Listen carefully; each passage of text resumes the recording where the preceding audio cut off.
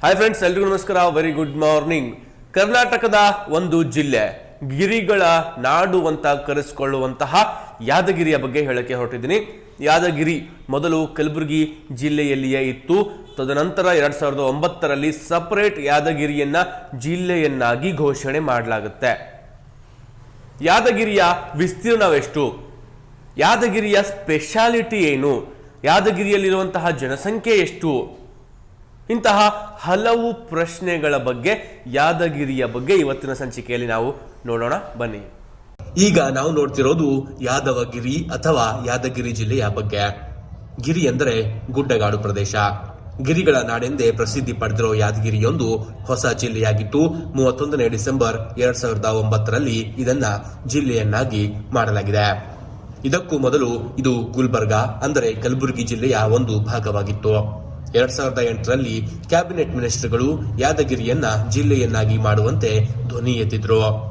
ಇದಕ್ಕಾಗಿ ಹಲವು ಹೋರಾಟಗಳು ಕೂಡ ನಡೆದವು. ಇದೇ ಕಾರಣಕ್ಕೆ ಅಲ್ಲೊಬ್ಬ IAS ಆಫೀಸರ್ ಅನ್ನ ಕೂಡ ಅಪಾಯಿಂಟ್ ಮಾಡಲಾಗುತ್ತೆ.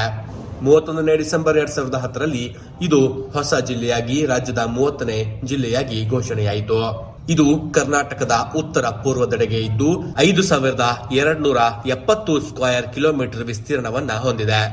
ಈ ಜಿಲ್ಲೆಯ ಎಲ್ಲ ಮುಖ್ಯ ಸರ್ಕಾರಿ ಕಾರ್ಯಾಲಯಗಳು ಯಾದಗಿರಿ ನಗರದಲ್ಲೇ ಇವೆ. ಈ ಜಿಲ್ಲೆಯ ಸಂಪೂರ್ಣ ಸಂಚಾಲನೆಯನ್ನ ಯಾದಗಿರಿ ನಗರದ ಮೂಲಕವೇ ಮಾಡಲಾಗುತ್ತೆ. ಯಾದಗಿರಿ ಜಿಲ್ಲೆಯಲ್ಲಿ ಸರಿಸುಮಾರು 11,74,000 ಜನ ವಾಸವಿದ್ದು ಇದರಲ್ಲಿ ಎಲ್ಲಾ ಧರ್ಮದವರು ಒಳಗೊಂಡಿದ್ದಾರೆ.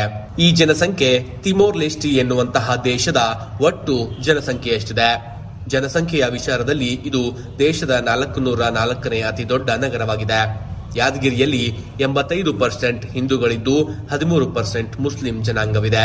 ಇಲ್ಲಿ 1,000 ಜನ ಪುರುಷರಿಗೆ 927 ಮಹಿಳೆಯರ ಅನುಪಾತವಿದೆ. ಉತ್ತರ ಕರ್ನಾಟಕದ ಸಂಸ್ಕೃತಿಯ ಪರಿಪೂರ್ಣ ಅನುಭವವನ್ನ ನಾವು ಯಾದಗಿರಿಯಲ್ಲಿ ಕಾಣಬಹುದು. ಇಲ್ಲಿ ಸಂಪೂರ್ಣ ಜನಸಂಖ್ಯೆಯ 74% ಜನ ಕನ್ನಡ ಮಾತನಾಡುವವರಿದ್ದರೆ 12% ಜನ ಉರ್ದು ಅಥವಾ ಹಿಂದಿ, 7% ಜನ ಲಂಬಾಣಿ ಮತ್ತು 5% ಜನ ತೆಲುಗು ಮಾತನಾಡುವವರು ಕೂಡ ಇದ್ದಾರೆ.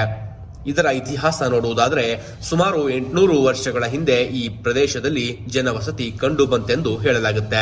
ಈ ಪ್ರದೇಶ ಶಾತವಾಹನರು ಮತ್ತು ಚಾಲುಕ್ಯರ ಸಾಮ್ರಾಜ್ಯದ ಭಾಗವಾಗಿತ್ತು. ಕಾಲ ಕಳೆದಂತೆ ಹಲವು ರಾಜ್ಯ ಮನೆತನಗಳು ಇಲ್ಲಿ ಆಳ್ವಿಕೆ ನಡೆಸಿವೆ. ಇಂದು ಈ ಜಿಲ್ಲೆ ಅತಿ ವೇಗವಾಗಿ ಬೆಳವಣಿಗೆ ಕಾಣುತ್ತಿದೆ.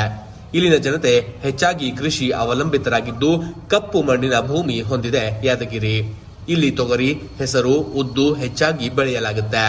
ಇದನ್ನ ಬೇಳೆಯ ಬಟ್ಟಲು ಎಂದರೂ ತಪ್ಪಾಗಲಾರದು.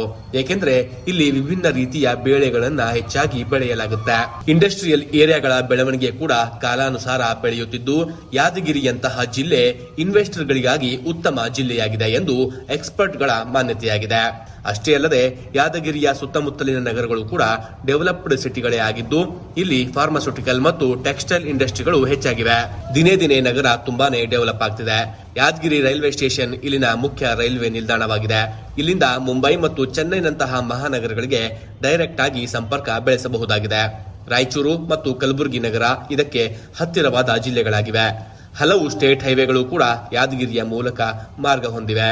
ಇವು ಹೈದರಾಬಾದ್, ಬೆಂಗಳೂರು, ಗೋವಾನಂತಹ ದೊಡ್ಡ ನಗರಗಳಿಗೆ ಸಂಪರ್ಕ ಸಾಧನವಾಗಿವೆ. ಈ ನಗರದ RTO ಸಂಖ್ಯೆ KA 33 ಆಗಿದೆ. ಇದಿಷ್ಟು ಕರ್ನಾಟಕದ ಯಾದಗಿರಿ ಜಿಲ್ಲೆಯ ಪ್ರಮುಖ ಮಾಹಿತಿಯಾಗಿತ್ತು. ನೋಡಿದ್ರಲ್ಲ ಫ್ರೆಂಡ್ಸ್, ಇದಿಷ್ಟು ನಮ್ಮ ಯಾದಗಿರಿಯ ಮಾಹಿತಿಯಾಗಿತ್ತು.